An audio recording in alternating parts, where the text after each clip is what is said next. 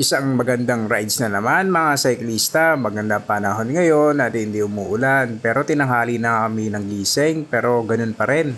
Mag-iiba nga pala kami ng ruta ngayon mga cyclista, hindi nga pala kami sa Cloud9 pero may pupuntahan kami, ahon-ahon pa rin yan. Matik yan mga cyclista. Ngayon naman ay pupuntahan namin ang masarap na shawarmahan daw sa taas ng bundok. Saan yung bundok na yon? Well, malalaman nyo maya-maya mga cyclista. Tara, samahan nyo kami sa pag-ahon dito sa may Rizal. Simula nga pala sa aking pagbabalik magbike, ay ngayon na lang ulit ako pupunta dito sa lugar ng Boso-Boso at akitin ulit namin ang malabunduking lugar na ito. Dahil dyan nagkayayaan kami mag-shawarma ride. Dahil noon pa dito kami kumakain ng masarap na shawarma. Bago kami kumain ng napakasarap na pagkain ay aahunin muna natin tong masasakit na ahon dito sa may papuntang Boso-Boso, Rizal. Alright? At hindi lang yan, syempre may mga magagandang tanawin pa tayo makikita dito sa may Boso-Boso. Pagod!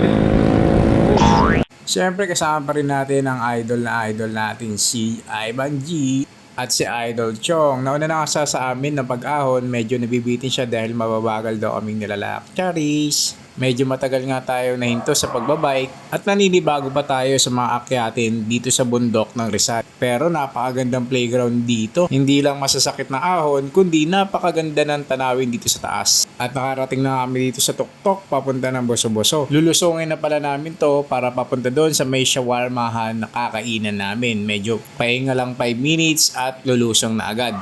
Kapag nakita nyo pala tong arko na to, pahinga na to dahil lulusong na kayo dito. At nakarating na kami dito sa aming kakainan. Tingnan nyo naman guys, napaganda ng tanawin. Wala nga pala kaming bike rack na makita kaya patong-patong na lang namin. At dito nga pala kami kakain sa Gray Street Shawarma. Ito talagang tambayan namin pag pupunta kami dito sa Boso-Boso.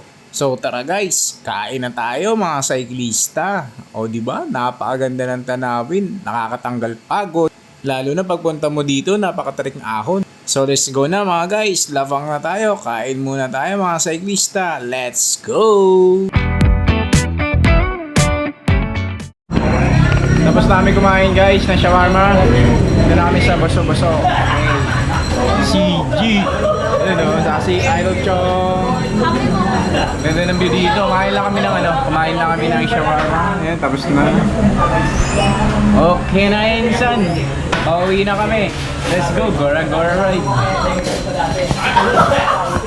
Tapos na tayo kumain mga cyclista. Pagkatapos natin magpakabusog, tutunawin naman natin dahil uuwi na tayo sa ating mga tahanan. Let's go mga cyclista. Hindi na nga pala mahirap dito dahil puro palusong na ang aming dadaanan. Kaya at this point, enjoy na kami for viewing ng mga magagandang tanawin. Alright mga cyclista. So hanggang dito muna ang ating bike vlog. Hanggang sa susunod ng mga pag-ahon mga cyclista. Stay tuned lang kayo dito sa aming channel. Ride safe to all!